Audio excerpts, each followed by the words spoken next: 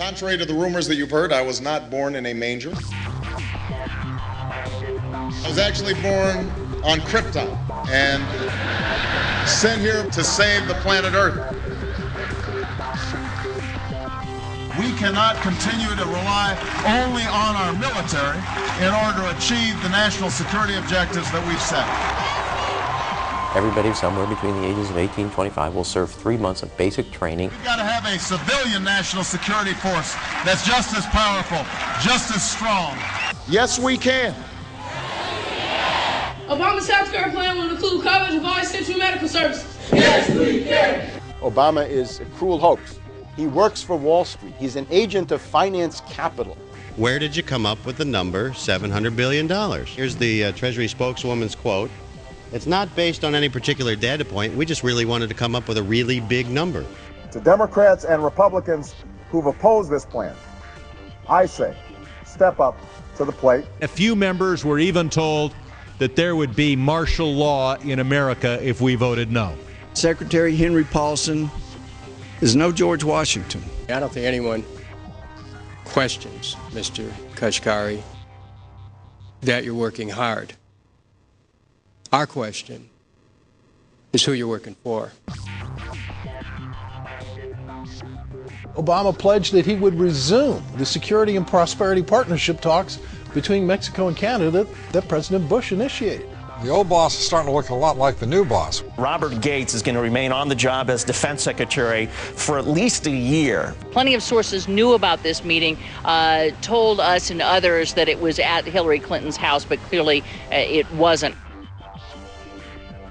We've got to give them a stake in creating the kind of world order that I think all of us would like to see. We see you causing a depression so you can blow out the economy and consolidate it and bankrupt it. We know that you are enemies of free humanity, and we are here standing against your tyranny.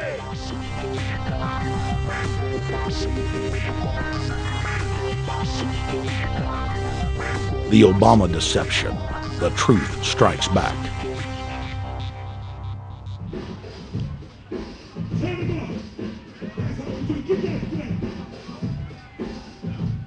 Barack is like the manager of Burger King. All presidents are, including Bush. It's like this: when your fries are cold, if your burger is not done right, you go back to Burger King, America, or your government, and you say, my burger's cold, I want new fries. First, you go to the cashier, that's the courts. You argue to the courts. The courts, if you can't get no justice with the cashier, you say, let me see the manager. I want to go to the Supreme Court. I want to see the president. The manager comes out. Hi, what can I do for you? Now the manager can override the decisions of the cashier, but you never get to see the franchise owner of Burger King. If you really have a problem with your burger, you need to go see the franchise owner. We need to go to the top or to the bottom. We need to go to where the real architecture of government is. And it's not in a president, it's in a global scheme. Politics in America today is identical to pro wrestling. And what I mean by that is, in front of the cameras and the public, we all hate each other. I'm going to kick my opponent's butt. I'm going to whale him from here to high water and beat the crap out of him. Yet behind the scenes, we all are friends going out to dinner. Went to dinner together. And it's all a work. All intermarried. Show business. It's showbiz. And that's what you have today in politics. The Democrats and Republicans aren't really opposed to each other. Left and right mean nothing. The only thing that counts is, are you working for Wall Street or you're trying to defend the people against the financiers? It's pretty obvious that there's some gigantic financial institutions that have been pulling the strings of politicians in this country for a long time. And there's the fact that we have it set up where they can donate millions of dollars to these guys' funds, these guys' campaigns. I mean, how do we not expect it all to go bad? America in 2009 was desperate for change. The past 8 years had been a disaster. Those weapons of mass destruction got to be somewhere. Maybe under here.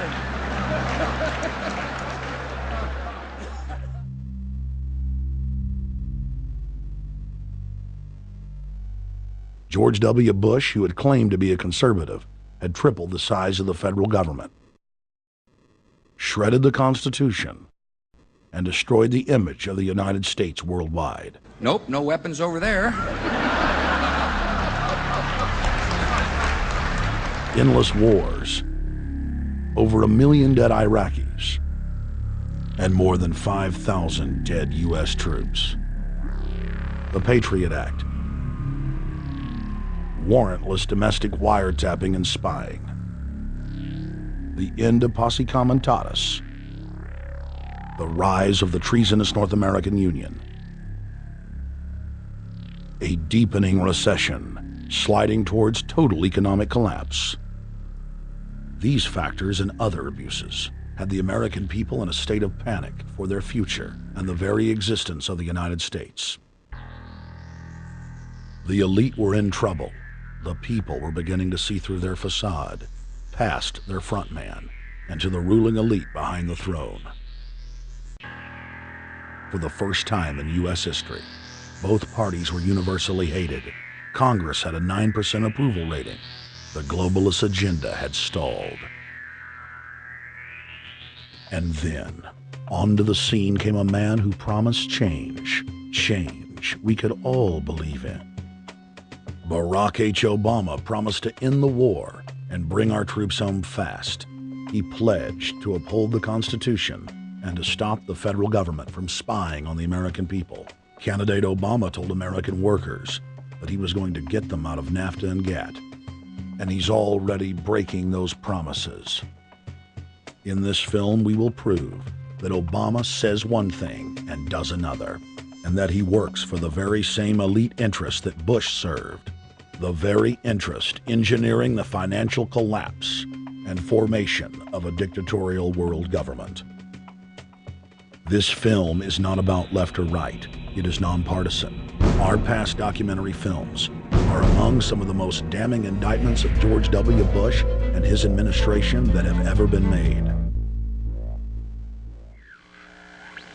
If humanity has any hope of effecting real change for the better, it will not come from the Madison Avenue false reality makers who have cast Barack Obama as the savior of the world. To alter our course from tyranny to liberty, to defeat the corrupt elite, we must get past the puppets and confront the real power structure of the planet. Now we can see a new world coming into view. A world in which there is the very real prospect of a new world order. Webster Griffin Tarpley is an accomplished geopolitical analyst and historian. Among his scholarly works are the unauthorized biographies of George Herbert Walker Bush and Barack Hussein Obama. Since Bush the elder made his speech at the United Nations back in September of 1990 talking about the New World Order, I think I've become confused about what's actually going on in the world.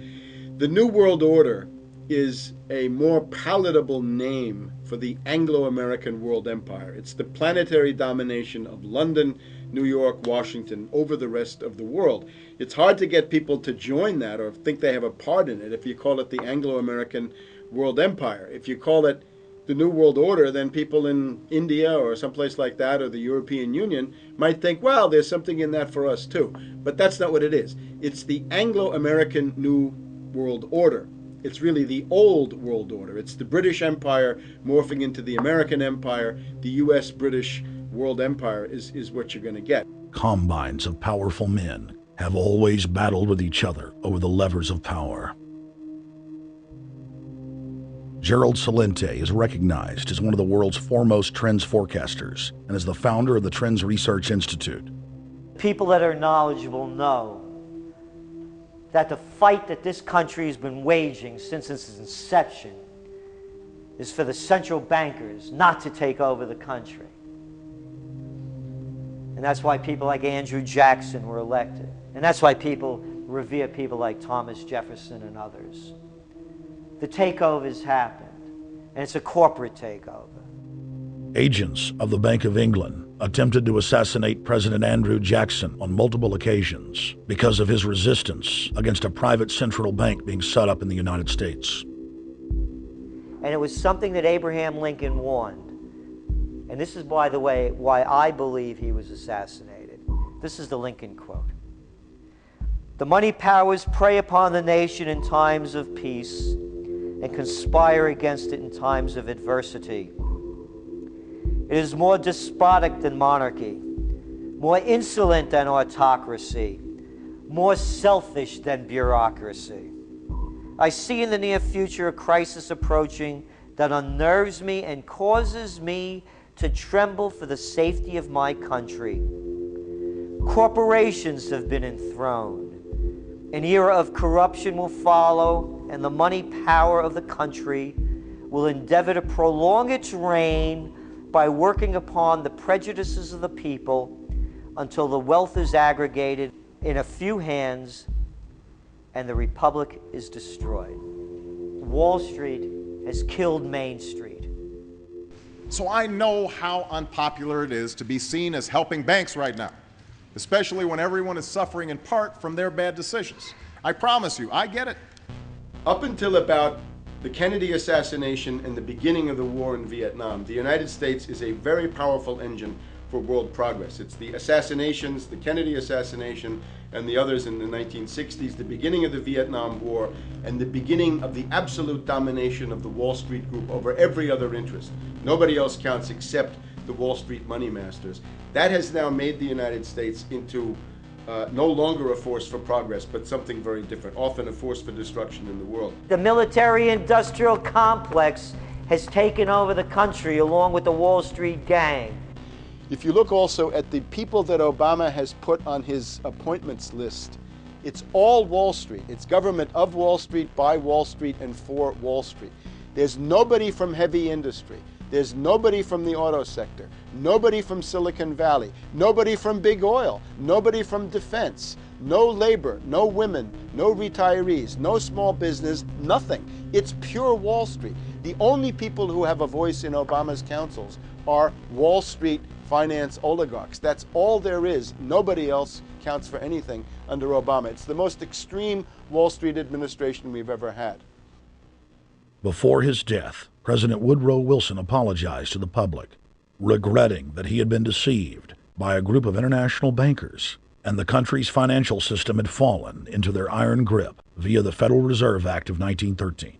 Whether sought or unsought by the military-industrial complex, the potential for the disastrous rise of misplaced power exists and will persist. Dwight D. Eisenhower, he warned the people that the military-industrial complex was taking over the country. Only 3 years after leaving office, President Eisenhower's prophetic warning concerning the threat posed to our system of government by the military-industrial complex came to pass. President John F. Kennedy had enraged the entire elite network. Now, Kennedy was brought in as somebody who was expected to be a puppet. It was thought that his pro-Nazi father, Joseph P. Kennedy, the bootlegger, the speculator, would guarantee that Kennedy would be obedient to the establishment.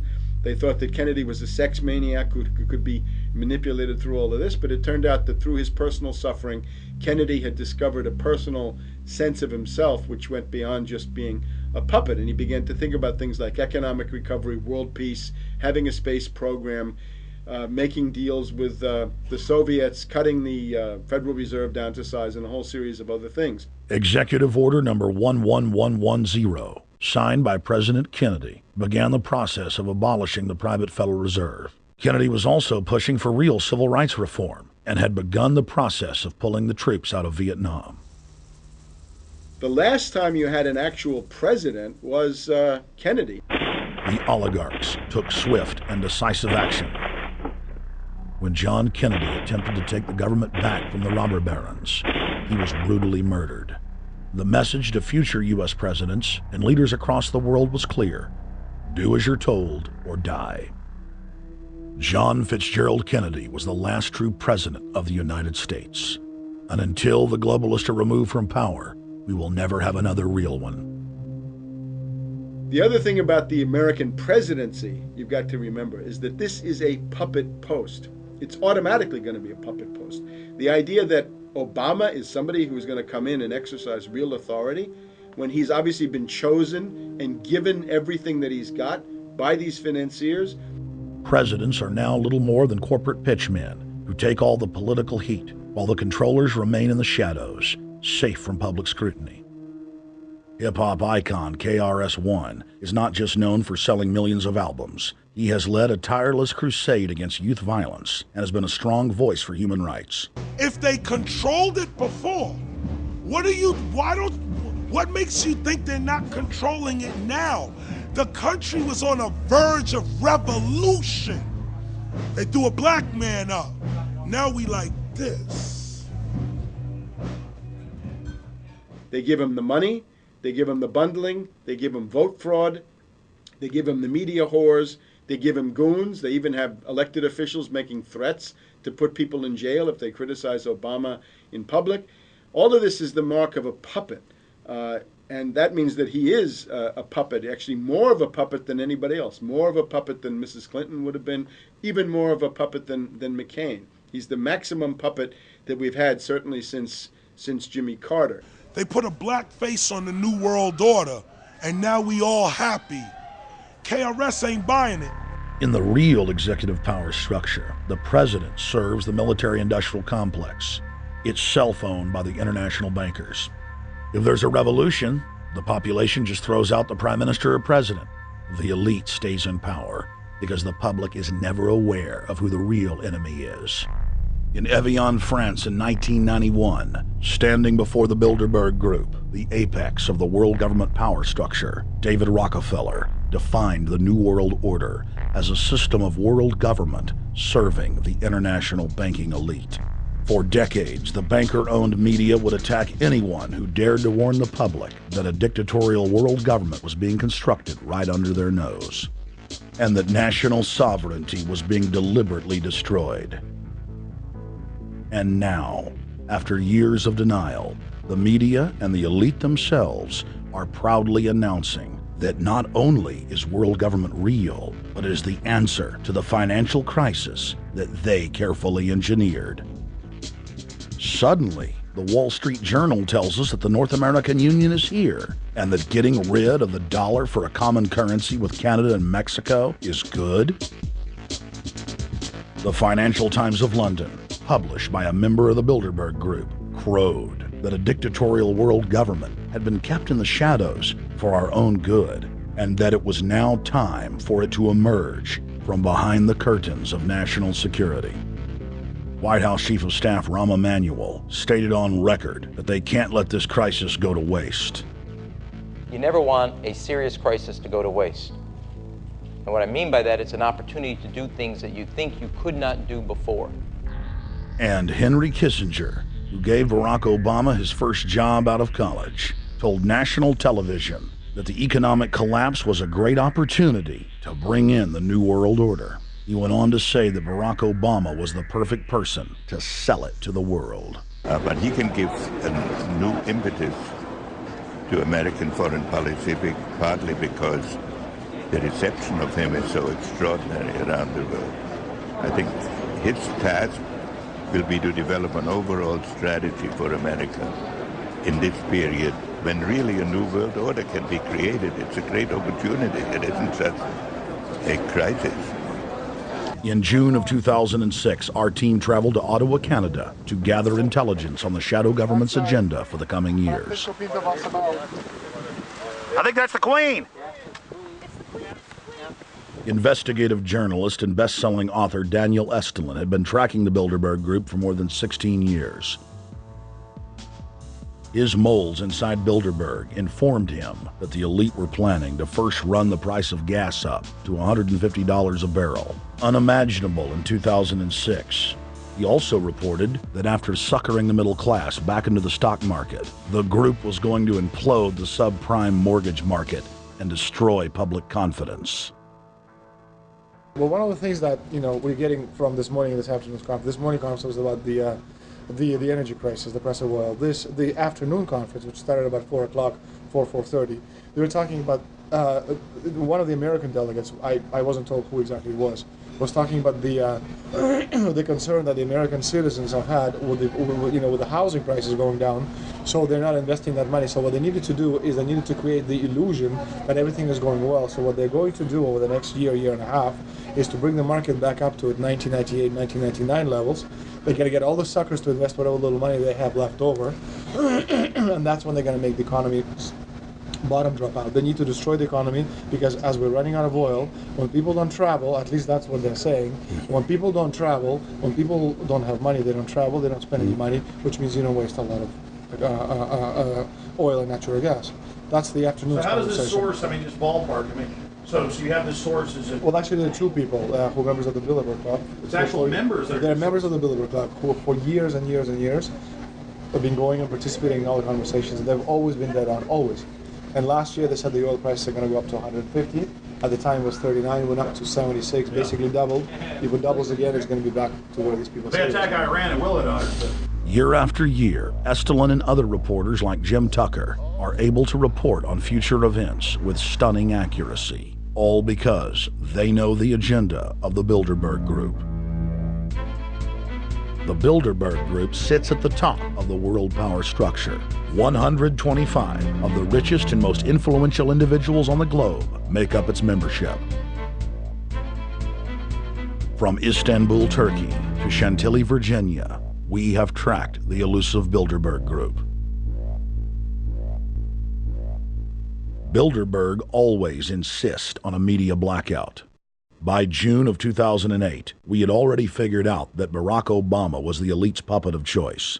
The national media claimed that during the weekend the Bilderberg Group was scheduled to meet, that Obama had speaking engagements set for Chicago and the Midwest. We knew better.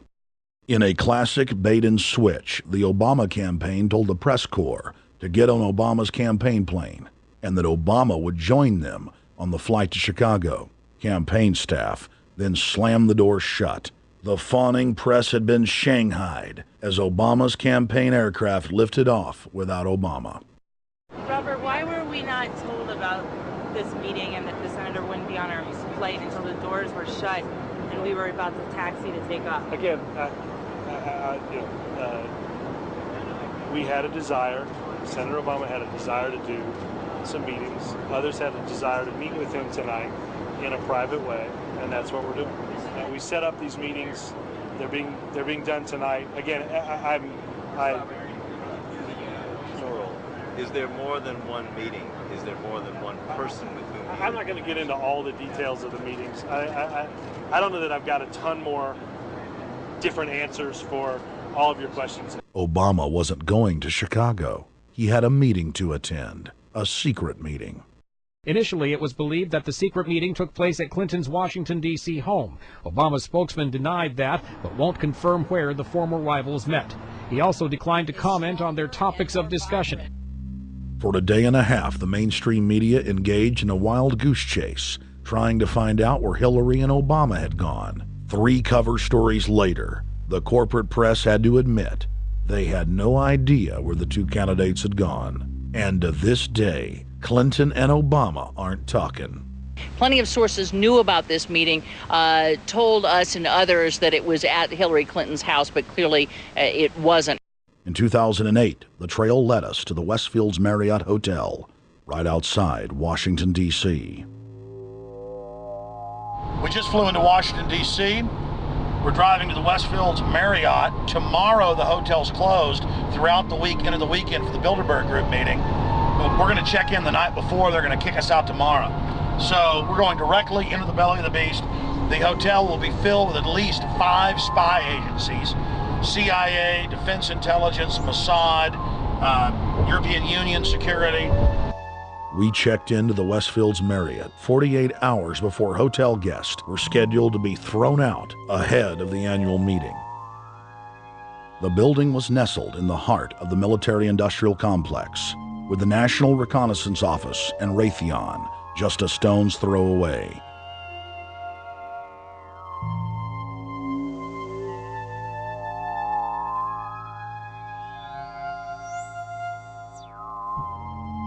The plan tonight is to try to not get arrested, dodge the security, get in there, get some footage of the elite arriving in the morning, because some arrive before they officially lock it down, and then getting out of the building.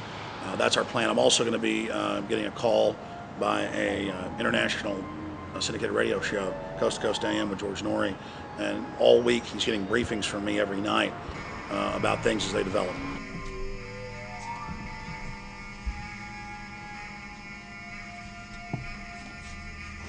George, we're sitting here in the room. As the phone rings with your producer, Tom Danheiser, to put me on, the fire alarm goes off. So everybody is exiting the building. I know this is a setup. They timed it exactly when this happened.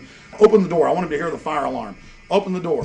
I want people to hear this live to the 16 million people listening.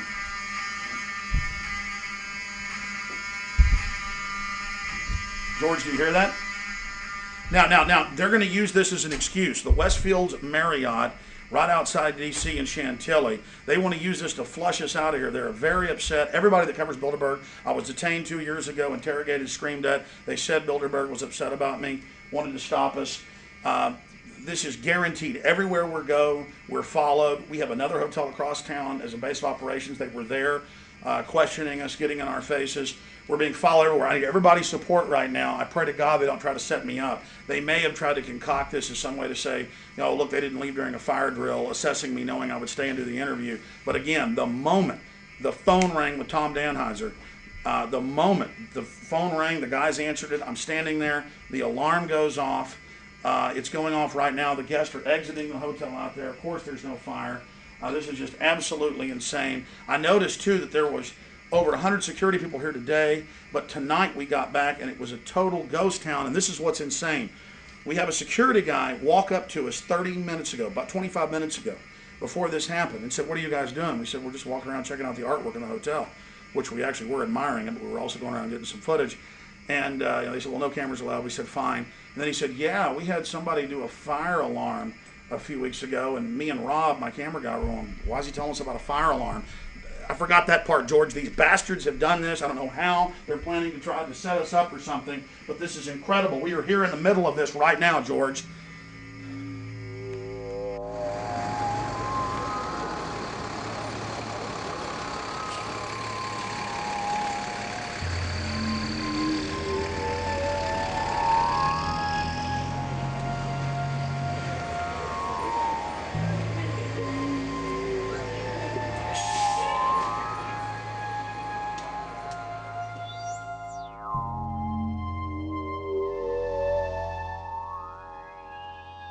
Stay there. Keep it locked.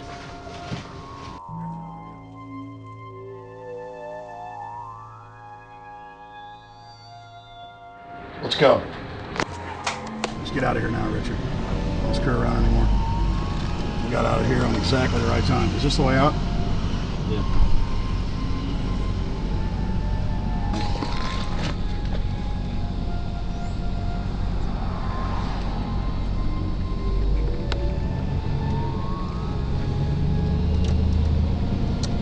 Car right behind us.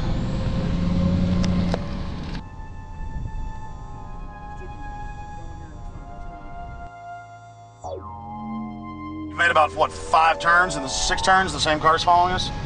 Now he looks like he's following us into a... He came out of Bilderberg, he came out of the Westfield. Being a little bit subtle, but... Not too. So there he is. That's him over there in the blue green, car. Yeah.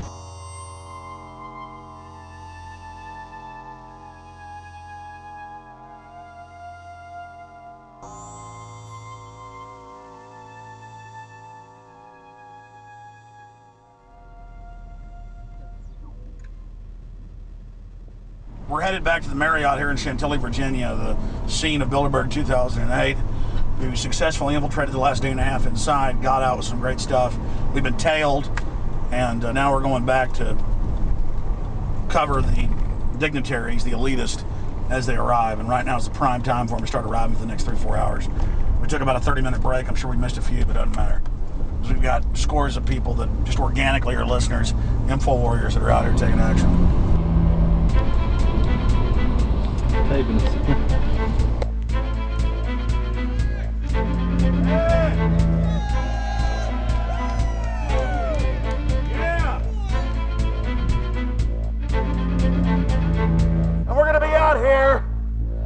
next 3 days, while you try to chart the future of our destiny, we're taking our destiny back. You're not our gods or our masters. We witnessed at least 7 convoys of armed Secret Service entering the Westfield's Marriott, and internal sources confirmed that both candidates did attend at least one meeting inside the conference. While the Bilderberg Group was 100% successful in 2008 at keeping their name out of the mainstream media, they did not fare as well when it came to the exploding independent press. During the entire 2-day event, anti-New World Order protesters and alternative media encircled the hotel. You are being exposed everywhere! From David Rockefeller, from John Edwards, from Bill Clinton. Your game of secrecy is over! You're gonna pay! Get it! It's up close! You piece of filth! You piece of trash! This is Bernanke, man! Bernanke, you're going down!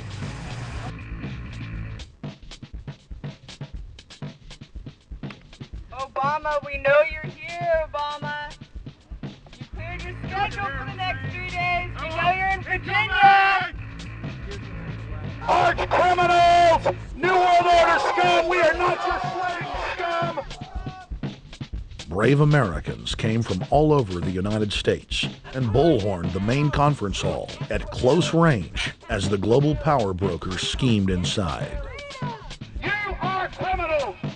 You control the central banks, you control the currency, and you're turning our beautiful country and world into a nightmare! The global elite are desperate to keep their organizational meetings a secret. They are keenly aware that if the population discovers that policy is being developed covertly by powerful special interest, the people will revolt. It is our duty to expose these criminals. It's a criminal act under federal law for federal officials to have private meetings to discuss world policy with non-federal workers. So everybody from the State Department, Treasury Department, White House, Defense Department, and others who show up, as they always do, they're committing a criminal act simply by being here to attend a secret meeting with officials from other countries to discuss U.S. policy in the world. So literally it's a criminal act. And every newspaper, every broadcaster has a patriotic duty to expose these scum and the evil they project. The election primaries served as a great diversion, while the true future course of the nation was being set behind closed doors. You've got, obviously, the Bilderberger Group, founded by the former Nazi Prince Bernhard of Holland. You've got the Trilateral Commission, founded by David Rockefeller's Zbigniew Brzezinski. They're the ones who ran the Carter administration. Everybody in the Carter administration, from Carter and Mondale and Volcker and Brzezinski, were all members of the Trilateral Commission. Founding member of rap sensation Public Enemy, Professor Griff, gave us his view of the Obama phenomenon. Barack Obama's been given a pass by the Blue Bloods. He's been given the okay by certain secret societies for them to let him in. I truly believe imperialism and fascism needs a facelift. And that facelift is going to have to be black. And the reason why I believe that, simply because I think they're trying to go into Africa. Well, they're already in Africa, but they want to totally control all the natural minerals that they're going to need to carry themselves into the 21st, 22nd, and 23rd centuries. You follow me? So I think they have to go through a phase of galvanizing the masses of dark-skinned people that truly believe that change needs to come, but the change that they're talking about is not necessarily change for the better as far as the masses of the people. It's probably a better change for them. It's not going to change for us, the little man on the totem pole. And no one looks at the agenda. As long as he positions himself right, have the right tie on, have the right smile, repeats the slogans over and over and drives it home, the average American is just going to swallow it hook, line, and sinker. And we don't even know what the agenda is. Writing in his 1964 book, With No Apologies, Senator Barry Goldwater said, The Trilateral Commission is intended to be the vehicle for multinational consolidation of the commercial and banking interest by seizing control of the political government of the United States. The Trilateral Commission represents a skillful, coordinated effort to seize control and consolidate the four centers of power: political, monetary, intellectual, and ecclesiastical. What the Trilateral Commission intends is to create a worldwide economic power superior to the political governments of the nation-states involved. As managers and creators of the system, they will rule the future. Bilderberg issues executive decisions and prime directives to its subdirectorates for implementation. The Trilateral Commission takes the Bilderberg Group agenda and executes it through regional roundtable groups throughout Europe, Asia, and the Americas. The Council on Foreign Relations serves as the managing roundtable group in the United States sector. The Council on Foreign Relations has dominated every administration since the days of FDR. The way in which they make policy and rule is that they are a polycentric oligarchical system. You have to be a finance oligarch. Remember, this is not a society ruled by generals, not by priests, not by bureaucrats, not by demagogues, none of those, but by bankers. Bankers rule, and the bankers set up these institutions. They set up things modeled on the Royal Institute for International Affairs, Chatham House, and the Milner Round Table of the period right after the Boer War, so even before World War I. You had the British setting up these round tables, institutes with publications and conferences, and this is how they make policy. Upon Obama's inauguration, members of the Bilderberg Group, Trilateral Commission, and CFR flooded into every position of power in the executive branch, replacing Trilateral Commission and CFR members who previously filled the positions during the Bush administration. When you look at the U.S. ruling class, you'd have to say that they're a really pathetic bunch of failures and bunglers. They are a miserable excuse for a ruling class. And that's one of the big problems we have, is you go from Clinton to Bush to Obama. What stays the same is the ruling elite that gives these puppets the orders that they act on.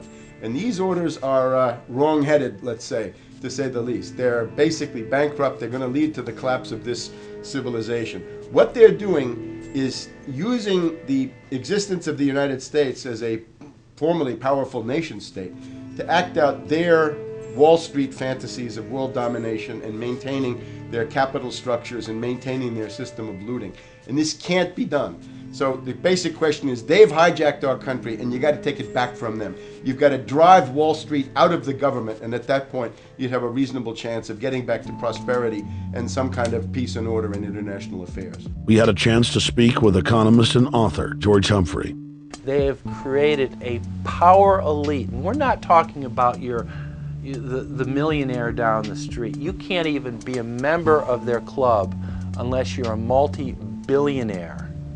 And friends, this is not about rich versus poor.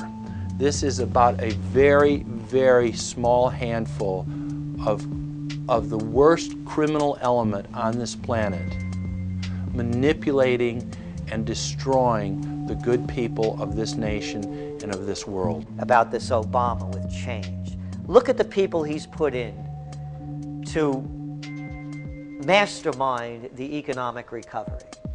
Larry Summers. I love it. Every time they talk about Larry Summers, he's always brilliant. He's another brilliant one. He's the one that helped dismantle the Glass-Steagall Act, the banking act that was put in place in the 1930s, so the banks couldn't become the banksters that they become. In the 1990s, you had the beginning of the derivatives bubble, thanks to people like Alan Greenspan, Rubin, Summers, a lot of the people who are now back in the Obama administration. And the derivatives, I think, are the centerpiece of this entire problem today. These are the same people. Geithner from the Treasury Department. Could you imagine that? Now we have the U.S. Treasury Secretary, who also is a Robert Rubin protege of the Larry Summers group, that dismantled Glass-Steagall and broke apart the regulations that would have prohibited the banks and brokerages from becoming these criminals. He was the former president of the New York Federal Reserve, And now he's our Treasury Secretary. And as we all know, the Federal Reserve is as federal as Federal Express. It's a private bank. And now we've put this guy in charge of it? I mean, Wall Street has hijacked Washington in broad daylight. Every single one of his appointments support the status quo. Every one of his appointments are there to screw the American people. Every single one of his appointments are people who are working to bring down the Republic and the Constitution of this country. Secretary of the Treasury, Timothy Geithner, Bilderberg Group and Trilateral Commission member. Secretary of State, Hillary Clinton, is a Bilderberg and CFR member. She is also married to Trilateral Commission member William Jefferson Clinton. Ambassador to the United Nations, Susan Rice, Trilateral Commission. National Security Advisor General James L. Jones, Bilderberg, Trilateral Commission, and CFR. Deputy National Security Advisor Thomas Donilon, Trilateral Commission, CFR.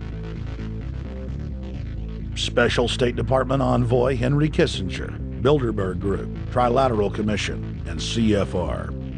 Chairman, Economic Recovery Committee, Paul Volcker, Bilderberg Group, Trilateral Commission, Council on Foreign Relations. The Director of National Intelligence, Admiral Dennis C. Blair, Bilderberg Group, Trilateral Commission, CFR. Secretary of Defense Robert Gates, Bilderberg Group, Trilateral Commission, CFR. Deputy Secretary of State, James Steinberg, Bilderberg Group, Trilateral Commission, CFR. State Department Special Envoy Richard Haas, Bilderberg Group, Trilateral Commission, and President of the CFR. Obama Presidential Advisor Alan Greenspan, Bilderberg Group, Trilateral Commission, CFR. State Department Special Envoy Richard C. Holbrooke, Bilderberg, Trilateral, CFR. And the list goes on and on. Even if Barack Obama were the most wonderful person in the world, he was groomed and brought to power by the global elite to carry out their agenda. Humanity must look past Obama and realize that presidents come and go, but the shadow government and their program of global enslavement continues. How could people be so stupid and gullible to believe a bunch of political people? So people who voted for Obama were trying to express, I think, first of all, something worthwhile. The hatred for Bush, Cheney, the neocons, the desire to punish the Republicans for their adventures, their police state, and their economic depression. The second question was on the economy. People felt that Bush was selling them down the river into a world depression. He is, of course, the new Herbert Hoover in that regard, so they were trying to get something different from that. The tragedy, of course, is, and this is really why Obama was groomed and prepared over a period of almost 30 years now, that Obama is there to frustrate and to deceive all of those hopes. Obama is a cruel hoax. He's a bogus sham. He's an absolute denial of everything that you'd expect from an American president. It is very disturbing to see well-meaning people falling for high-tech propaganda over and over again. It happened after 9/11. The American people en masse were swept into a mob psychology, irrationally throwing their common sense to the wind and doing whatever the administration told them to. The general public eventually caught on to the fact that George W. Bush was a deceitful thug and that the economy was in free fall. In the midst of it all, Barack Obama was there, speaking out against the abuse of the people at the hands of the establishment. With the election of Barack Obama, the world rejoiced that the United States was no longer in the hands of madmen. But unfortunately for humanity, this was another vicious fraud. I want to like the guy. He speaks gently, he's intelligent, he seems to be a man of peace. He is just as charismatic as they come. But you know what? Is that a tree is really, really measured by the quality of its fruit. And when you kind of put away all the flowery words, when you put away all the rhetoric, when you put away all the rock and roll music, what he does is what's important for the people of this country, starting with the truth. Obama is notoriously a liar. He promised that he would get out of Iraq, I think within 16 months at some point. We had Samantha Power telling the Scotsman that he wouldn't be bound by those promises, and sure enough, he's now not going to be bound by those promises. Obama pledged in hundreds of speeches and interviews that within 6 months of being elected, he was going to bring our troops home from Iraq. But after he was inaugurated, the story changed. Now he said that they would look at bringing some of the troops home in 16 months. 2 weeks later, his story had changed again. Now the administration would look at bringing the troops home in 23 months. Well, Obama's already fudging. He's fudged since day one in this election, where he first said we're getting out. Well, now it's a timetable, and now it's da-da-da, because they're getting to him. They're understanding that, and he ain't going to be able to get him out because people more powerful than him got us in. When he first ran, remember, he was going to take the troops out. I get in there, troops come home. Day one. There is no military solution in Iraq, and there never was. I will begin to remove our troops from Iraq immediately. And then that went to 16 months. And now he's going to add, they're saying, another 30,000 or more troops to Afghanistan. Next, he sent 30,000 more Marines to Afghanistan, doubling the total number of forces in the crosshairs.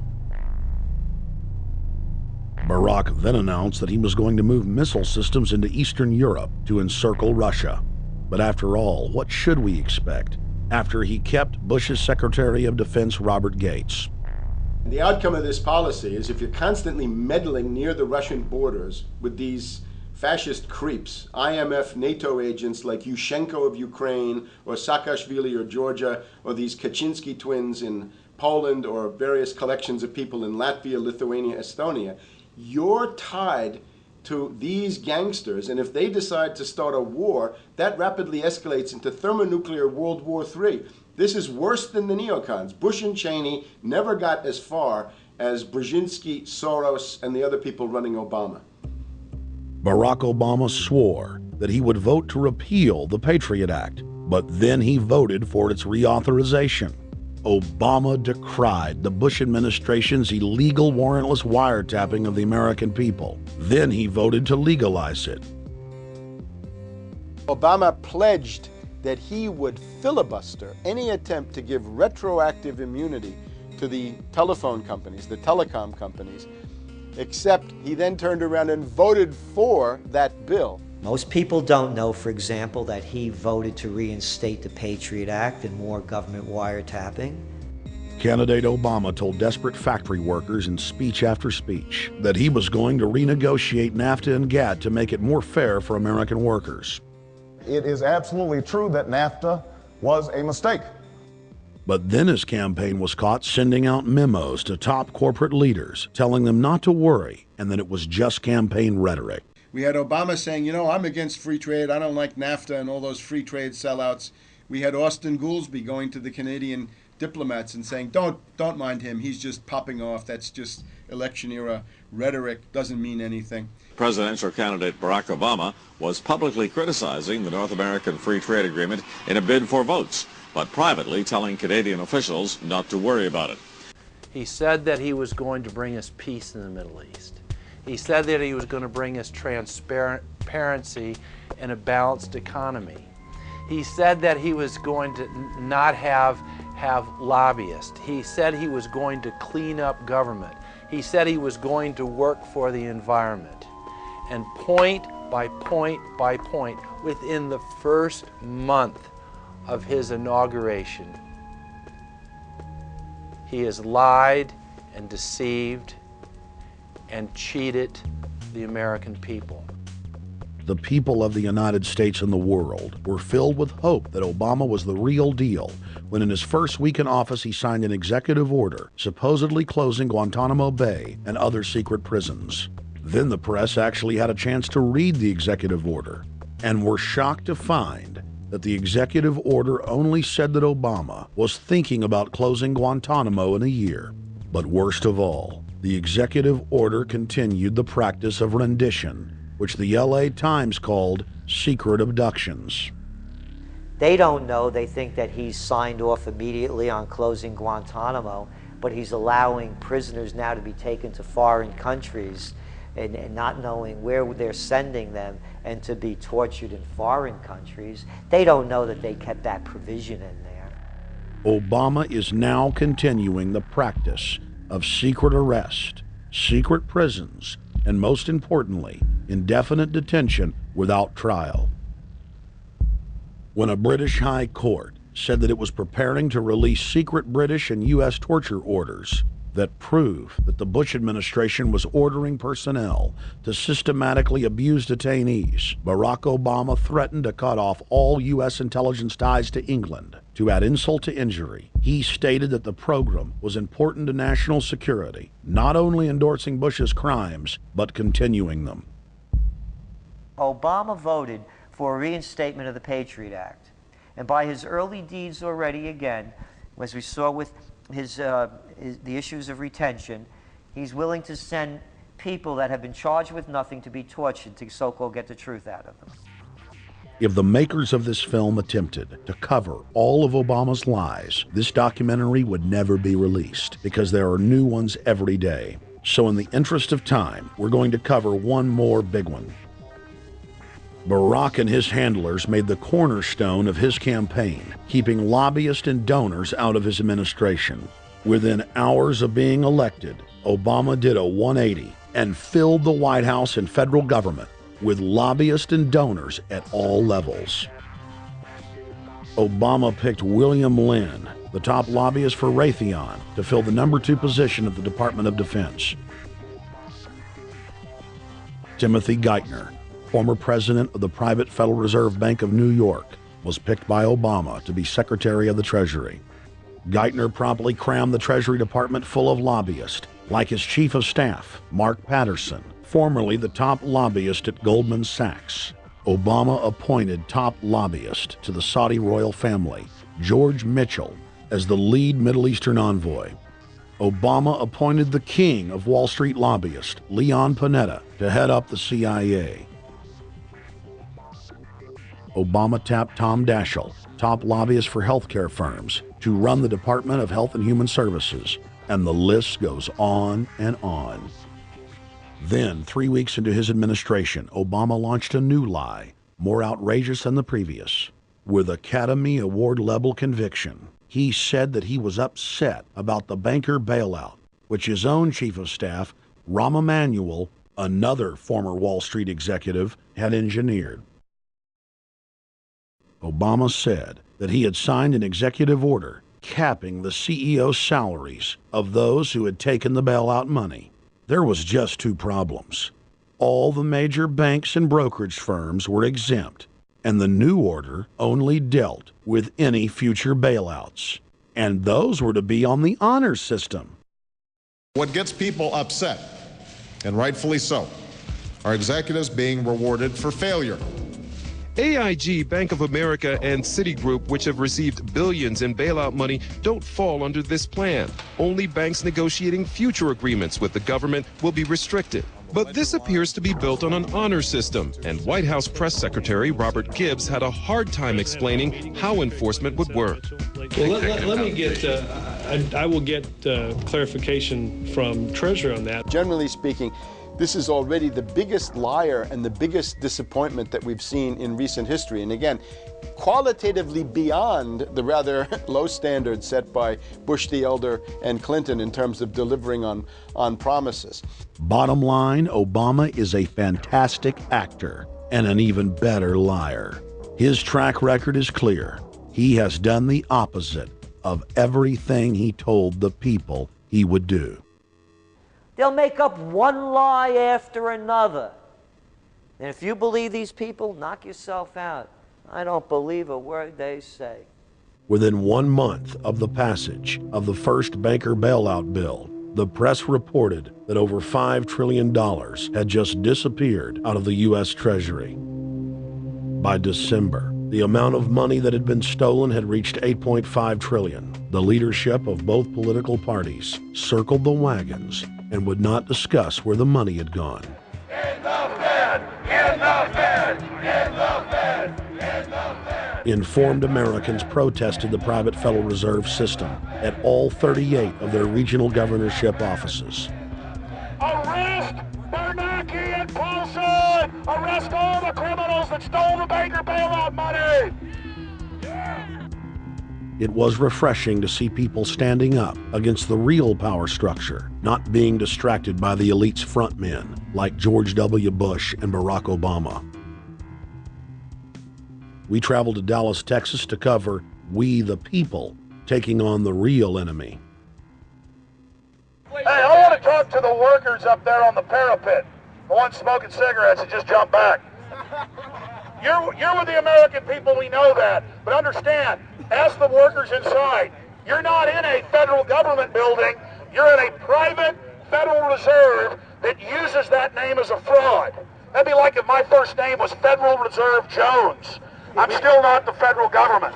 I'm not a federal agency. But if I said my name was Federal Reserve, I could go out and pay off politicians and get them to allow me to get into power so I could issue the currency and credit, and then I could buy up the world. That's what these criminals have done. A lot of people think that the Federal Reserve is already part of the government. They're not. It's controlled by cliques of unelected, unaccountable bankers meeting in secret. Most of these people have never even been through the formality of a Senate hearing or a Senate confirmation. They claim that they're part of the U.S. government. They masquerade as if they were part of the U.S. government. But in reality, this is a purely private operation. Jackals, hyenas, raptors, all of them loyal, not to the American people, but to the Wall Street banks, which is where most of them come from. Everyone is pointing to Barack right now, President Obama, as saying, you got to get the economy together. You got to get the economy together. When in fact, the president has very little to do with the economy. It's the Federal Reserve Chairman that at least sets the policy. That's a privately owned company, the Federal Reserve Bank. They set the agenda. These guys are masquerading as a federal institution. They are a private banking consortium, and this is their front, their holding company. The Federal Reserve is not federal. It's a front for a private banking cartel. That's on record in congressional testimony, and they're the ones orchestrating the economic collapse we're seeing right now, so that's why we're here. While at the In the Fed rally outside the Federal Reserve Bank in Dallas, Texas, we spoke with Ron Paul's brother, Wayne Paul. 1913, the Federal Reserve Act was passed, floor of the House, where 3 members of Congress were on the floor. At that time, they only needed a majority of votes to pass it. So in 1913, the Federal Reserve Act was passed. 20 years later, 1933, under Roosevelt, the United States was declared bankrupt. And in 1933, the Federal Reserve private bank says, okay, USA, what are you going to pledge as collateral on the debt you owe me? What happened by 1936? Does anybody know? We instituted Social Security system, and you and I and our children and our children's children were pledged as collateral on the debt of our government to the Federal Reserve. And that's where we're at today. It took 20 years to make this country bankrupt, and since then, our government has operated under emergency powers of our government. It is not the president that makes the decision in this country. It's the Secretary of Treasury who turns around and is put in there by the Federal Reserve to manage the bankruptcy. We've been in bankruptcy ever since. So to print $700 billion and to give it away, how do they get away with it? The manager of the bankruptcy is told by the Federal Reserve this is the way to go. That's where we're at today. Yes, we should point out, Congressman Ron Paul now has a huge amount of sponsors for a bill in the House of Representatives to abolish the private Federal Reserve crime syndicate. In 1913, the money power of the country was taken away from the people. By constitutional privilege, it belongs with the Congress, but it was given up in the Federal Reserve Act. The Federal Reserve is no more federal than Federal Express, but yet it has the power to determine the direction of use of money in our economy. If we could take that power back and put the Federal Reserve under Treasury, we start to be in a position of being able to control monetary policy on behalf of the United States people. The Federal Reserve is totally private, and Alan Greenspan 2 weeks ago on PBS on Lair NewsHour said on record that they are above the law, the Congress, the President, everyone. No court can do anything. We run America. What is the proper relationship, what should be the proper relationship between a chairman of the Fed and a president of the United States? Well, first of all, the Federal Reserve is an independent agency, and that means basically that there is no other agency of government which can overrule actions that we take. So long as that is in place and there is no evidence that the administration or the Congress or anybody else is requesting that we do things other than what we think is the appropriate thing, then what the relationships are don't frankly matter. Notice what Greenspan is saying. Greenspan is saying the Federal Reserve is beyond the law. And in reality, they are in practice beyond the law. Nobody, as far as I know, has ever audited the Federal Reserve. One of the first things we ought to do when we nationalize the Fed is go in there and find out the audit. Who stole money? Who engaged in corruption? There's a whole series of people going back to Volcker, to Greenspan, to Bernanke, and so forth. Think of the arrogance of private group of banks that have bankrupted the nation by design so they can repo the country. A private group of banks that loaned us our own money back are telling us they're above the law. You are not above the law, criminals. No one is above the law. No one is above the law, and the private Federal Reserve sure as hell isn't either. Since the founding of the Federal Reserve back under Woodrow Wilson, the Federal Reserve has struck out 3 times. They didn't stop the crash of 1929. They didn't stop the banking panic of 1932, 1933. And now they are the cause of the derivatives crisis because they're the ones who inflicted derivatives on the world with Alan Greenspan. Instead of our economy being about goods and services and real products and manufacturing, it's all about these guys, the private Federal Reserve that masquerades as a government entity who controls the issuance of currency and credit.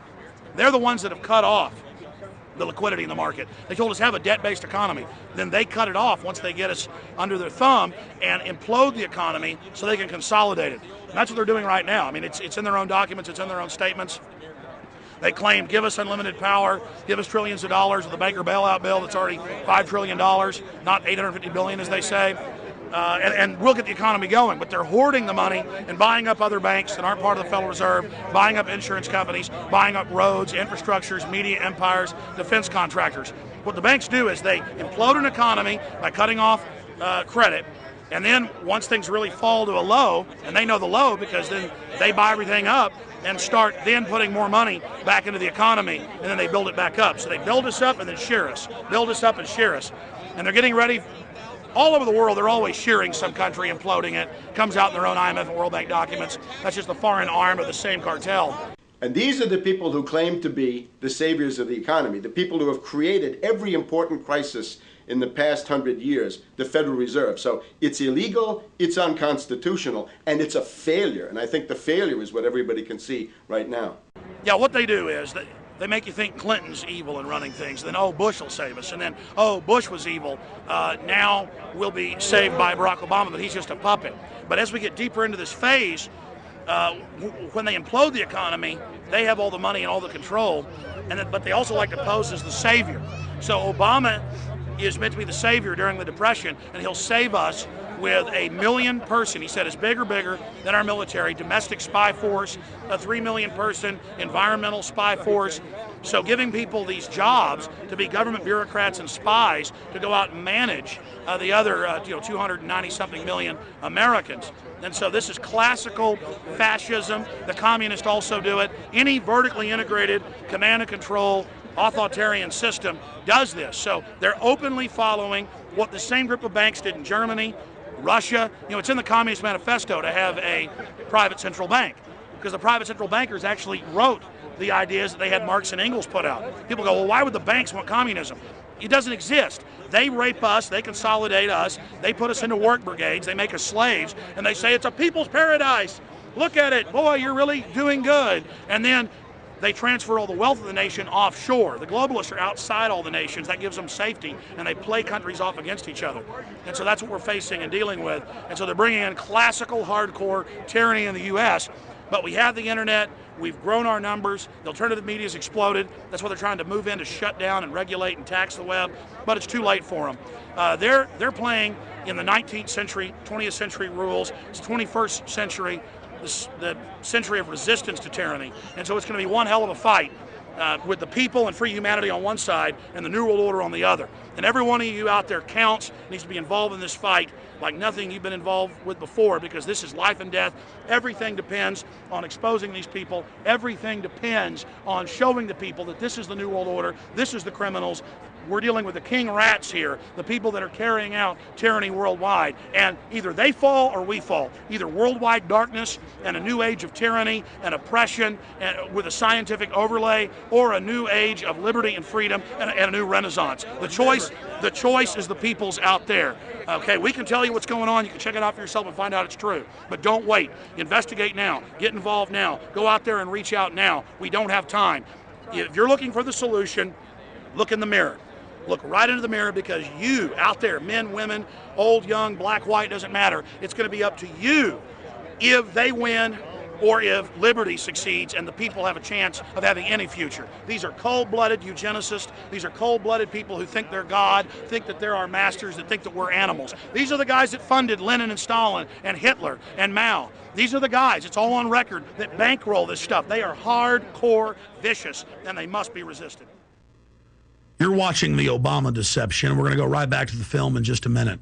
But I wanted to take some time out in the middle of the film to encourage all of you that are watching it online right now to go to Infowars.com and purchase a high-quality DVD of the film. Or you can go to PrisonPlanet.tv and download a high-quality DivX version to burn to disc or DVD to give to your friends, your family, your neighbor, and your community. I also want to challenge all the viewers out there to take time out to write notes as you watch this film and to check all the claims that we've made for yourself, because I'm confident in the information presented here. And I want you to not trust me, but to know for yourself, to know in fact that Obama is a betrayer and a liar, a Judas goat, a Trojan horse to bring in the one world government. So again, I want to thank you for watching the Obama deception. You can go to Infowars.com and get a high-quality DVD, or watch it in super high quality and burn disc to give your friends, your family, your neighbors, and warn the public at PrisonPlanet.tv. Now let's cut right back to the Obama deception. Up until about the Kennedy assassination and the beginning of the war in Vietnam, the United States is a very powerful engine for world progress. It's the assassinations, the Kennedy assassination, and the others in the 1960s, the beginning of the Vietnam War, and the beginning of the absolute domination of the Wall Street group over every other interest. Nobody else counts except the Wall Street money masters. That has now made the United States into no longer a force for progress, but something very different, often a force for destruction in the world. That doesn't need to remain that way.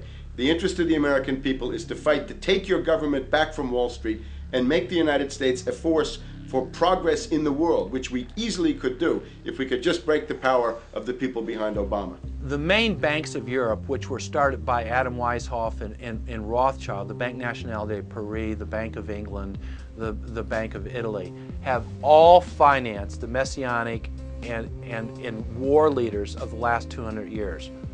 Napoleon, Lenin, Stalin. They backed Adolf Hitler. They backed Franklin Delano Roosevelt. And they are backing right now Barack Obama.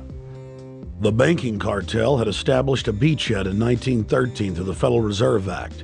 In 1947, they set up a parallel shadow government through the National Security Act. From 47 on, the national security state began the long process of absorbing federal and state bureaucracies, while at the same time undermining the constitutional power of Congress and dominating the executive branch. By controlling the issuance of currency and credit, the private Federal Reserve was able to buy up most of the Fortune 500.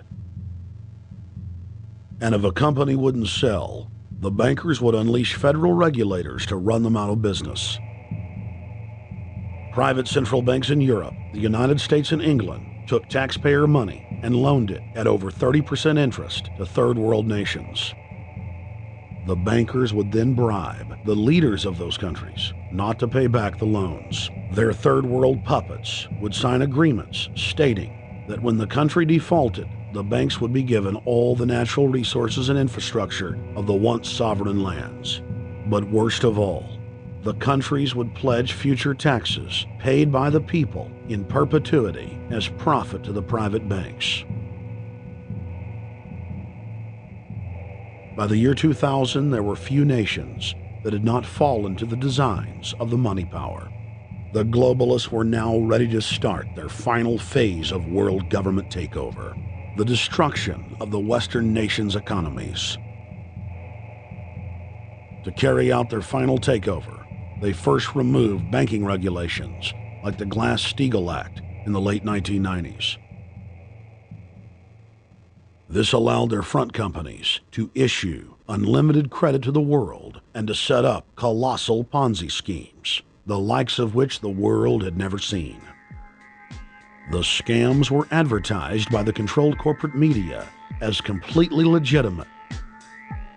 Because of the fantastic returns, private investors, corporations, state and local governments invested heavily. They had taken the bait, hook, line, and sinker. To destroy confidence, in late 2007, the bankers themselves began to badmouth the scams they had created. Next, the central bankers cut off the tsunami of fiat money that they had been using to pump up the bubble.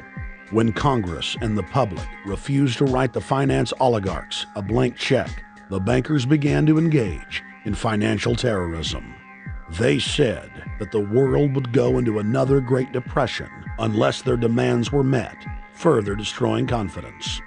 The stock market instantly had its biggest one-day loss in history, but even that wasn't enough to force Congress to capitulate to the offshore banks.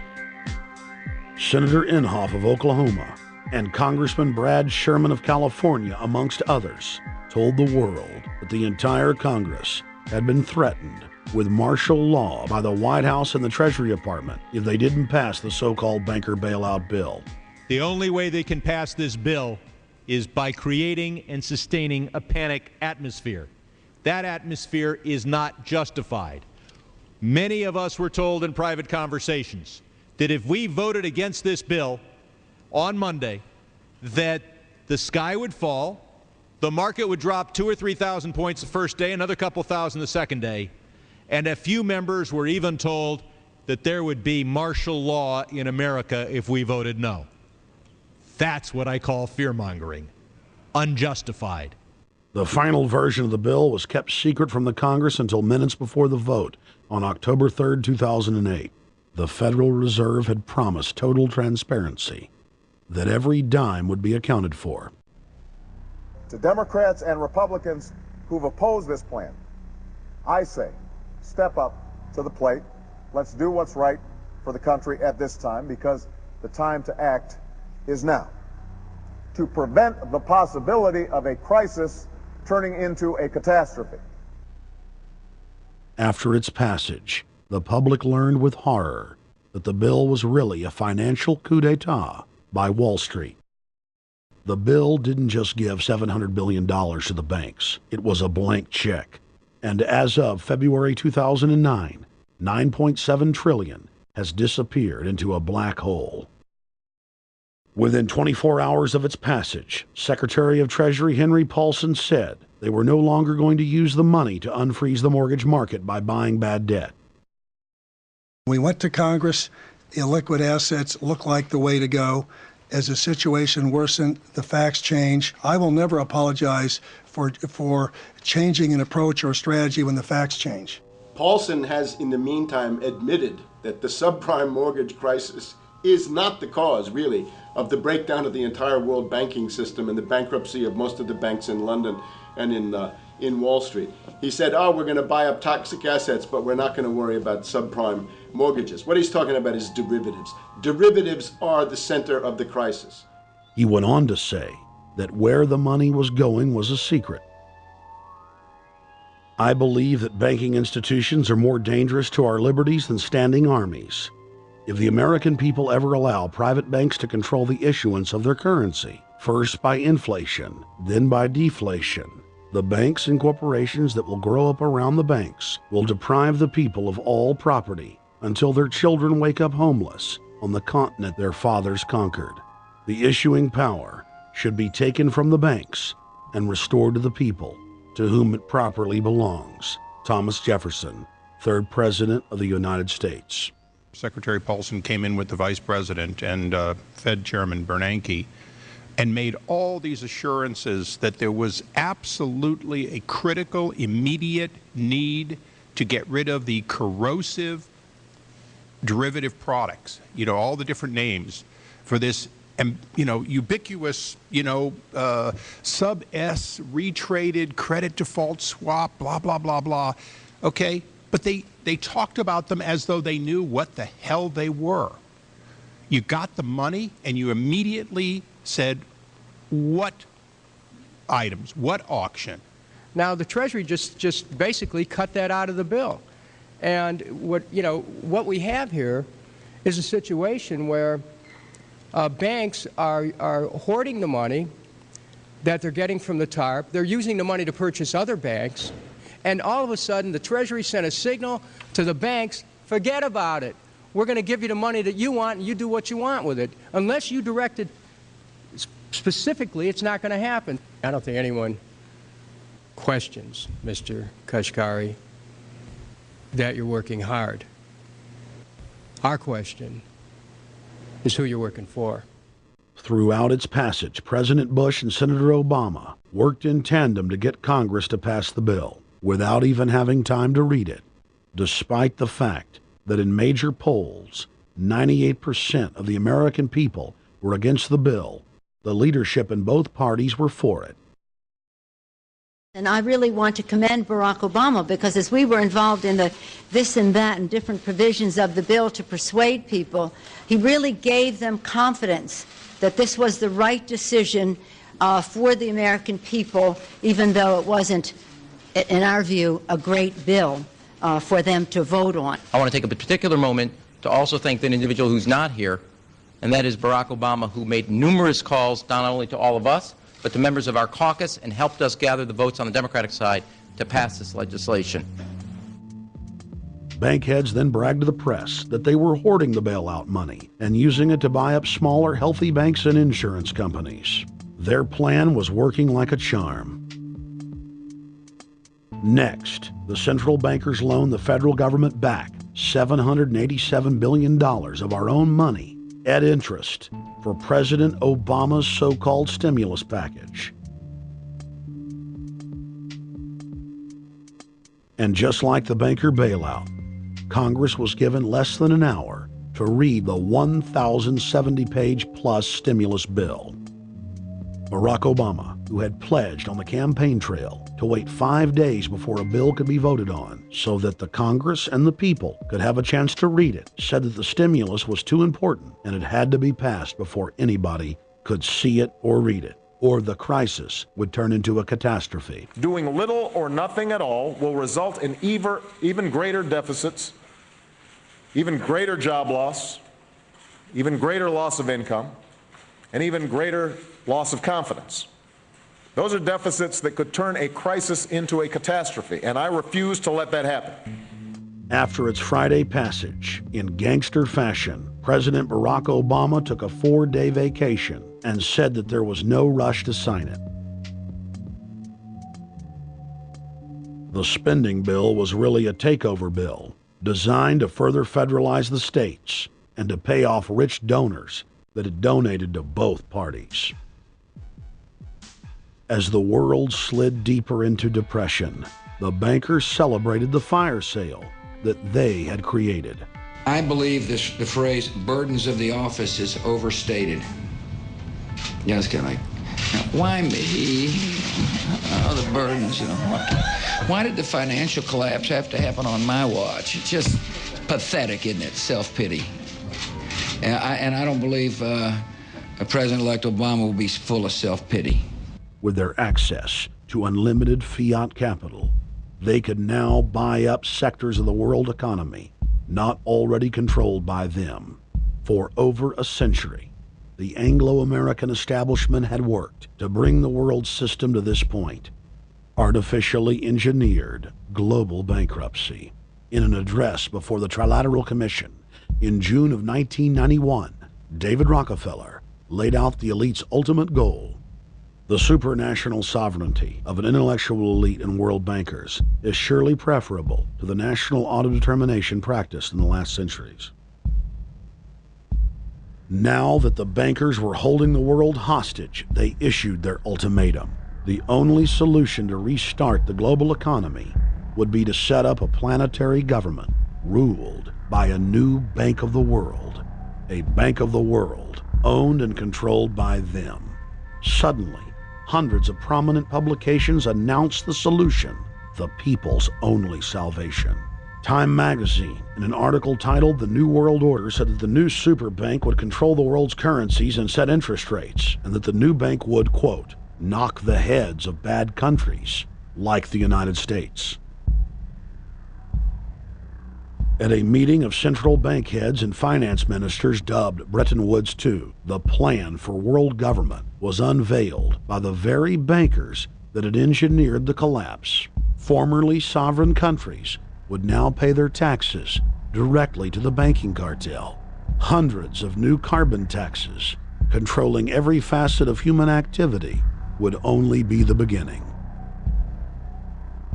Now all the elite had to do was to sell the public on accepting the final phase of their takeover. And it's Obama's job to sucker the public into standing down so the bankers' agenda can move forward unhindered.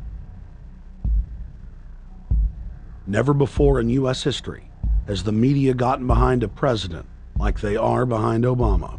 The press has pulled out all the stops, bestowing a crown of infallibility upon Obama as the savior of the people. The elite are betting everything they've got on Obama's charisma and hoping that he can sell the world on their program of tyranny. Yes, there have been differences between America and Europe.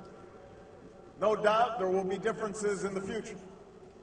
But the burdens of global citizenship continue to bind us together. A change of leadership in Washington will not lift this burden. In this new century, Americans and Europeans alike will be required to do more, not less. Partnership and cooperation among nations is not a choice. It is the only way. We've got to give them a stake in creating the kind of world order that I think all of us would like to see. In truth, Obama is not simply continuing George W. Bush's policies. He is radically expanding them. I thank President Bush for his service to our nation. This film has documented the painful fact that Barack Obama's agenda is the complete opposite of what he has claimed it to be. Now we will reveal what Barack Obama and his controllers' true agenda is. Number 1. Bring the United States under the complete regulatory control of a private offshore superbank known as the Bank of the World. More than 100 new taxes are now being developed under the umbrella of curbing greenhouse gases. The new taxes will be paid directly to the private bank consortium. At the producer level, taxes will be paid on farm animals' flatulence. At the consumer level, there will be carbon taxes on all forms of meat, beef, poultry, pork, and fish. All cars will be fitted with satellite tracking boxes that will tax driving by the mile. And an added tax will be placed on all fossil fuels, including motor oil and natural gas. All plastic products will have a carbon tax added. Outdoor space heaters and fireplaces are to be taxed. All electricity produced by coal-powered plants will be taxed. Under the cap-and-trade system, citizens will be forced to pay taxes on thousands of products to private cap-and-trade services owned by Al Gore and other elitists. There will be taxes on light bulbs, water, trash pickup, air travel, train travel, bus, ship, medicine, steel production, mining, clothing, laundry, asphalt, are just a few of the new taxes to be levied. But to truly transform our economy, to protect our security and save our planet from the ravages of climate change, we need to ultimately make clean, renewable energy the profitable kind of energy. So I ask this Congress to send me legislation that places a market-based cap on carbon pollution and drives the production of more renewable energy in America. That's what we need. The notion of anthropogenic global warming is a fraud. In other words, the idea that the planet is getting warmer and that human activity is somehow responsible is a pseudo-scientific fraud. It's a big lie. It's a monstrosity.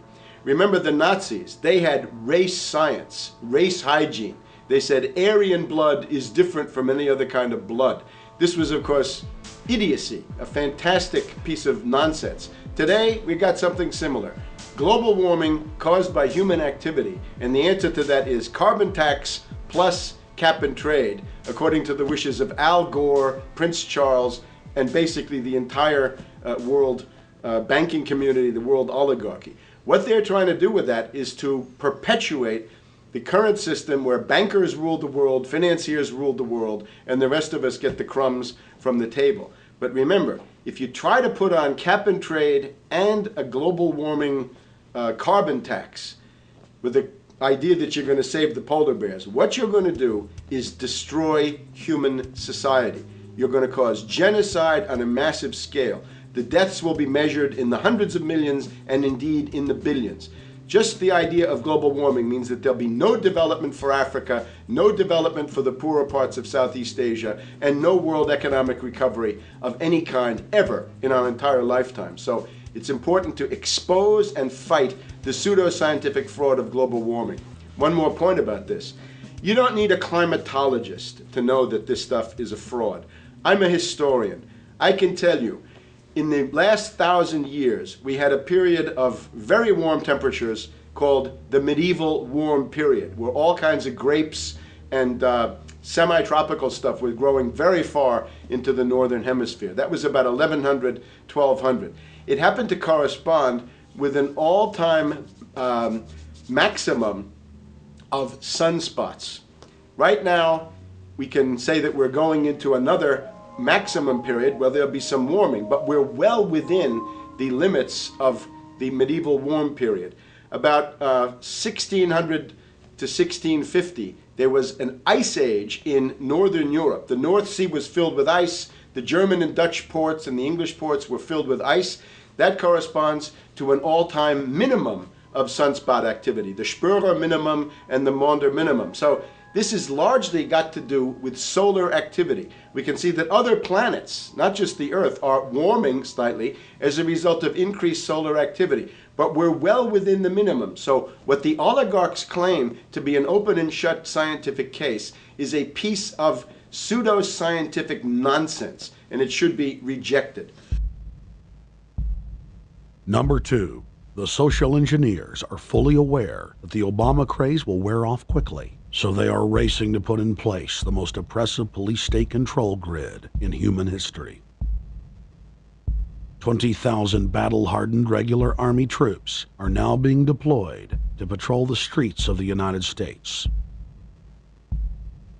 FEMA is now building giant camps in every region of the country, and the Congress has introduced bills like the National Emergency Centers Act, H.R. 645, which merges local governments and the police under federal control.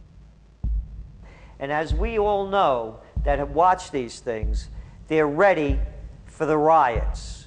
With these detention centers that are being opened up around the country, with state police training for riot control in the event of economic calamity and food riots, they know what's going on and they're prepared for it.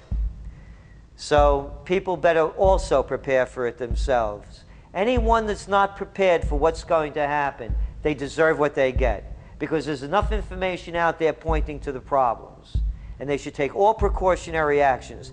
Next, Obama ordered the Defense Department to issue DoD Directive 1404.10, establishing a 1 million person civilian army under his control. Simultaneously, Obama launched usaservice.org. The new website deceptively masquerades as a federal agency, but in reality is a recruiting tool building a separate, completely private army outside of government that takes orders directly from Obama's controllers. Barack Obama has refused to rescind Presidential Decision Directive 51, signed by George W. Bush. The directive plainly states the president is a dictator and that Congress is ceremonial. We cannot continue to rely only on our military in order to achieve the national security objectives that we've set. We've got to have a civilian national security force that's just as powerful, just as strong, just as well funded. President Obama and his Chief of Staff, Rahm Emanuel, have repeatedly stated on the record that all Americans below the age of 64 will be forcibly conscripted into federal service. Citizenship is not an entitlement program. It comes with responsibilities. Everybody somewhere between the ages of 18 and 25 will serve 3 months of basic training and understanding in a kind of civil defense. Now, it doesn't always have to be service in uniform. One of the things that if you talk to our generals, they are desperate for is a civilian counterpart to our military forces. So is this compulsory then? Well, you have to, in a sense, it's a required of everybody, 18 to 25, 3 months, and at some point at that point you do it. Obviously, I'm not going to say perfect legislation. We'll work that process through. You could do it during a college summer, or you could do it after high school. If you have a demagogue with a fanatical mass movement of personality cultists who is imposing the program of a group of extreme bankers and finance oligarchs, that's fascism. Obama's transition site, change.gov, proclaimed that middle school and high school students will be forced to serve the federal government. Fascism is gutter up, streets up, hooligans, thugs, fervently idealistic students, swarming adolescents, just the kind of thing you see around Obama. The way you get a population to enslave itself when the police and the army are no longer enough to do that. So I think that's if you're a left liberal, it's time to open your eyes to that. All young Americans between the ages of 18 and 24 will be conscripted into a paramilitary domestic security force. If Obama has his way, adults and seniors will also be forced into other forms of service for the betterment of the homeland. Number 3, disarming the American people. Obama operatives in the Congress have introduced more than 10 bills that would end the Second Amendment as we know it. H.R. 1022 would allow the new Attorney General Eric Holder the dictatorial power to ban any gun he wishes at will. In 2008, before the Supreme Court, in the D.C. gun ban case, District of Columbia versus Heller, Holder argued for the complete disarmament of the American people and that only the military should own firearms. H.R. 257 would ban all youth shooting sports, including YMCA and Youth Olympic shooting clubs. H.R. 45 would force all gun owners to undergo federal psychological screening, registration, and testing to keep their firearms.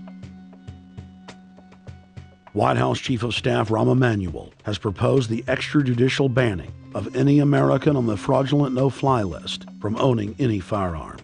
That is, if you are on the no-fly list because you are known as maybe a possible terrorist, you cannot buy a handgun in America. Over 25,000 Americans are added each month to the no-fly list, which numbers over 1 million people who have not been charged or convicted of any crime. It's a case of mistaken identity for a 5-year-old boy from Normandy Park. He had trouble boarding a plane because someone with his same name is wanted by the federal government. King 5's Mimi Jung is live at SeaTac Airport to explain. Mimi.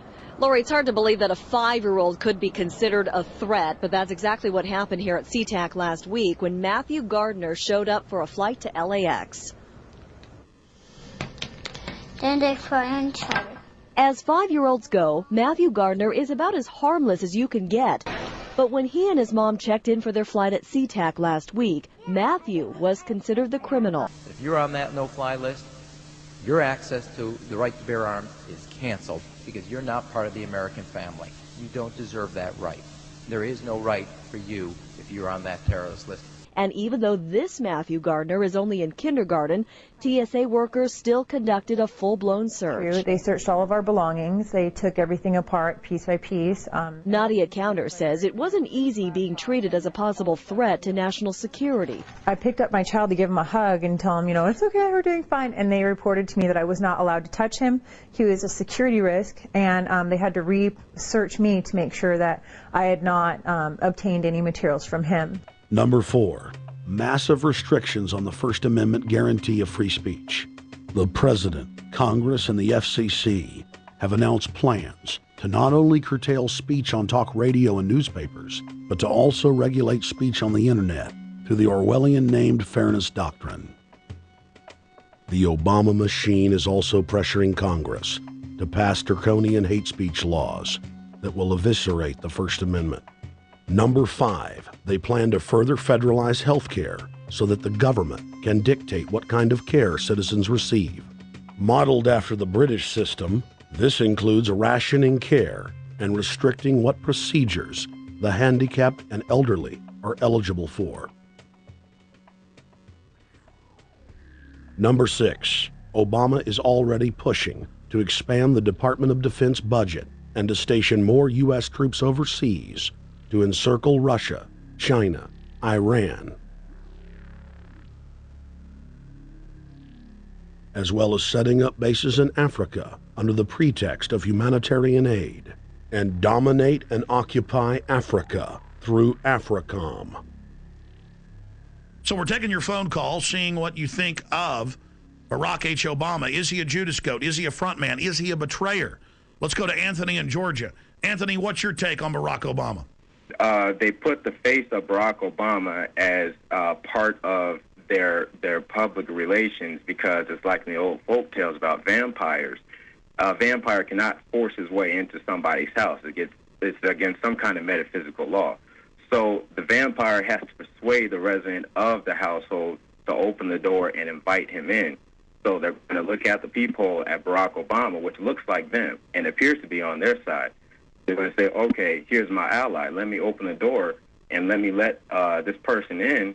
And then Barack Obama is just, of course, a front man for the American empire, where he's going to have the entire U.S. Navy, the entire U.S. Army, and the entire U.S. Marines under AFRICOM command. And, of course, he's going to turn it into a new Iraq, and he's going to turn it into a new Afghanistan. Every operation that you see going on in Iraq and Afghanistan is going to propagate to the poor countries of Africa. And well, sir, I agree with you. They're looking to the people. They see a handsome, smiling African face. He's all, hey, I'm from Kenya.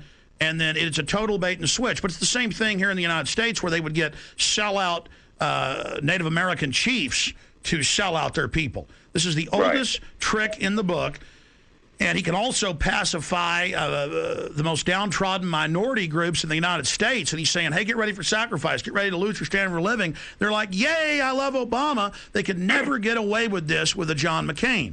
Obama basically does a couple of things. One is, again, this idea, kick the Chinese out of Africa. Kick them out of Sudan where they get oil. Kick them out of Zimbabwe where they get raw materials. Start a civil war in Congo, another big source of raw materials. Al-Qaeda, an arm of the U.S. intelligence community, is now active in Algeria, Tunisia, Morocco. You've got a destabilization going on in Kenya around Odinga. That's Obama's cousin. This is a guy who has two children. They're Obama's niece and, nephew in a broad sense.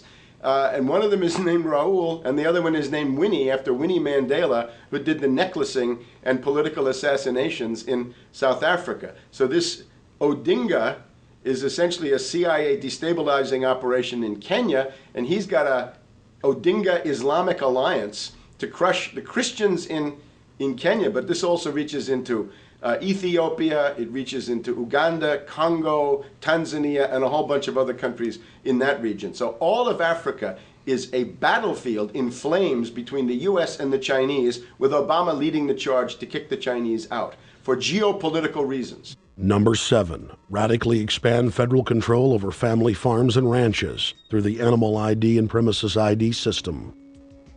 Number 8, accelerate the merger of the United States with Canada and Mexico under the Security and Prosperity Partnership. He is also accelerating the transfer of remaining federal authority to unelected quasi-governmental bodies like the World Trade Organization.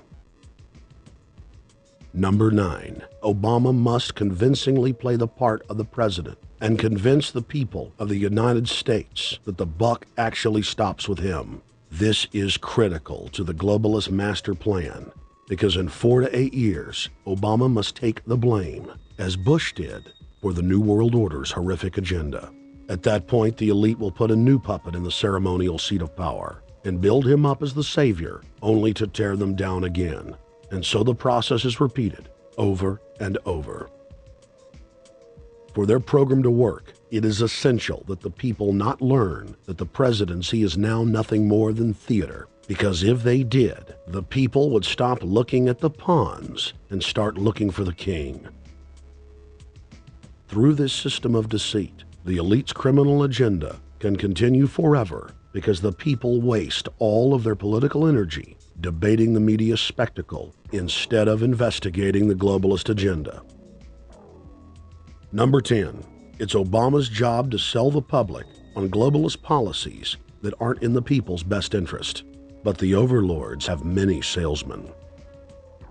His most important function is to protect the criminal oligarchs from prosecution while they loot the economy worldwide, start new wars, and engage in torture. They're called Generation O, and they were the key to Barack Obama's White House win. During the campaign, Barack Obama used the internet like no other candidate before him, harnessing the energy of millions of his supporters. But the question now is, what to do with this young, eager, energetic army? This gives Barack Obama and his administration contact information for so many people, so next time he needs to push his legislation, he can contact all these people. Kennedy-esque. I feel as though this was like when John F. Kennedy was elected. Shouting, smiles, and tears. It was the scope of Obama's victory that was most impressive. I saw a photograph of Obama playing basketball. And I said, you know what? I see him as a leader, and that's the world that's in his hands.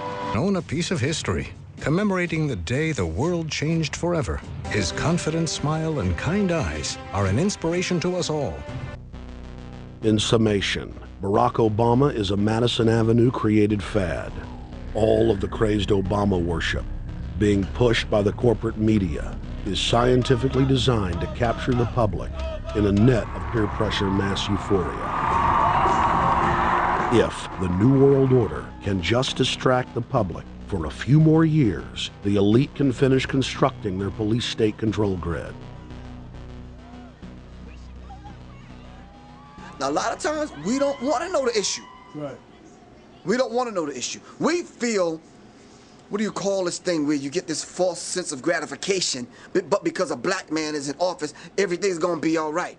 No, everything's not going to be all right. Yeah. Until you look into the agenda on what the Democratic Party has been about, is about, and will be about, regardless if Barack Obama is the president or not. And that's real.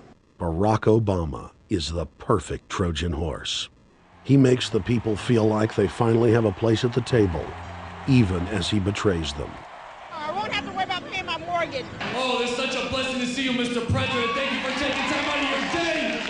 Never in my life would think that this would ever happen. Sadly, many Obama supporters can't see what's right in front of their faces because they've already invested their very identity in this artificially created cult movement.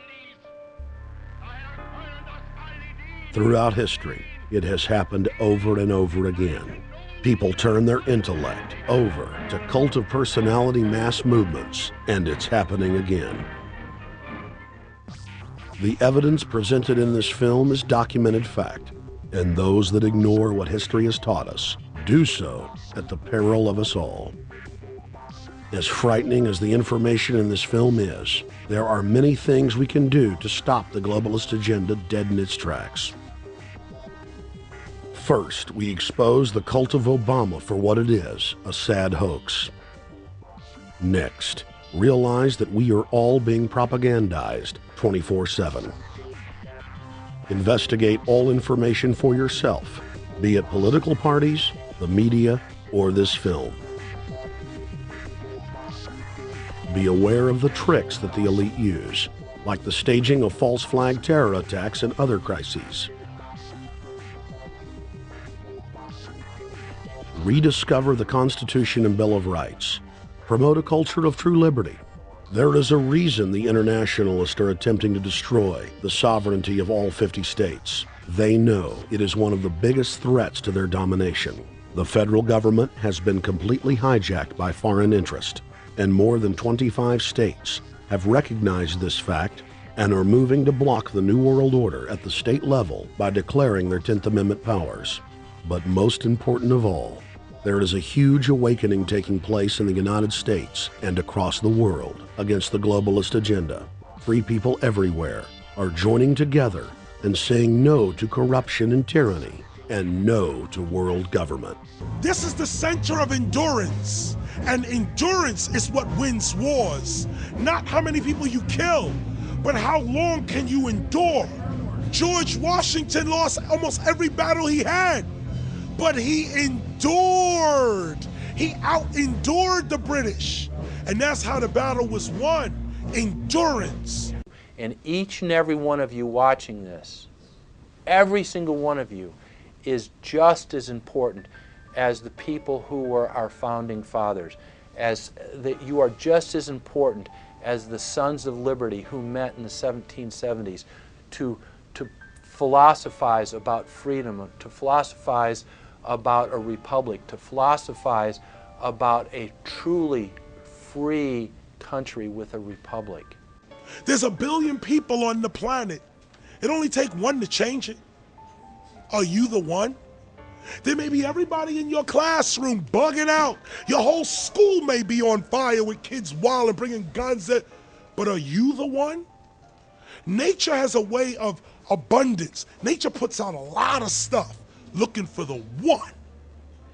So if you're going to go along with the trend of let's just kill each other, let's disrespect each other, then you're part of nature's plan as well, to be part of just the excess.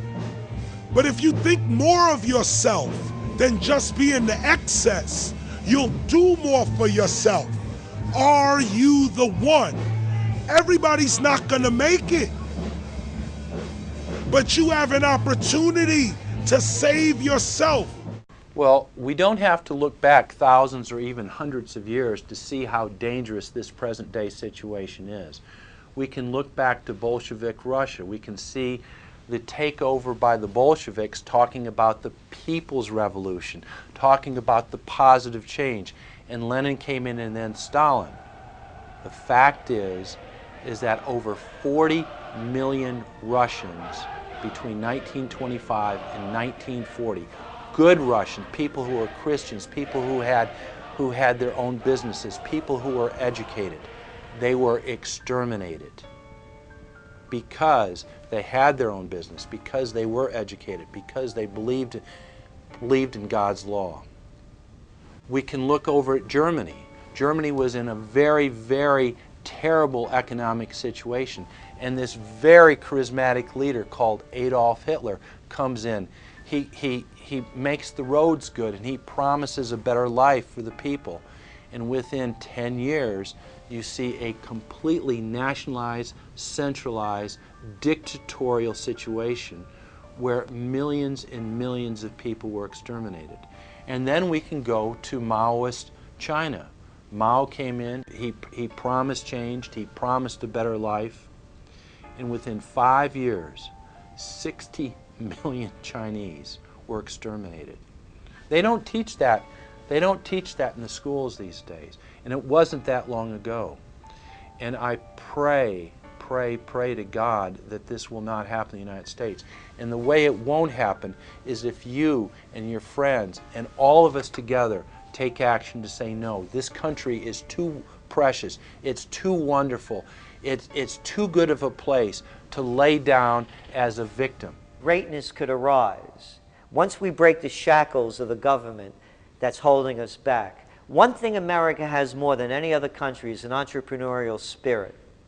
One thing we have more than any other country is the ability to be innovators. You know, if I was born in Italy, I wouldn't be the trend forecaster I am today because I would have been locked into a culture of thinking one way. We have that freedom of expression and freedom of thought that could free us to create greatness again if Big Brother doesn't come down on us harder. Humankind is at a historic crossroads. The forces of globalism are marching towards absolute despotism. Look in the mirror, count the cost, and decide, are you going to let history repeat itself? Or will you stand tall with freedom lovers everywhere and stop the completion of a world dictatorship?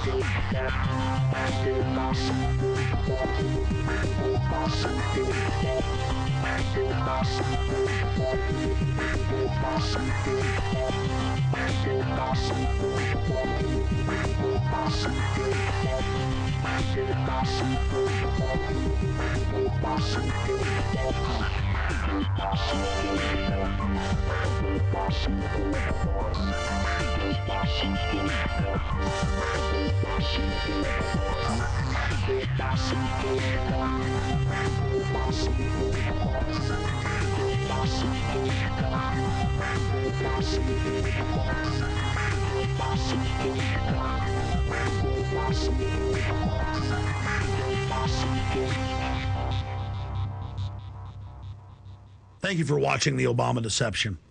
I want to challenge all of you out there who are shocked by this film to take time out to research the claims of this documentary so that you will discover that we've told you the truth and that, frankly, it's far worse than we could even present here in the limited time we had.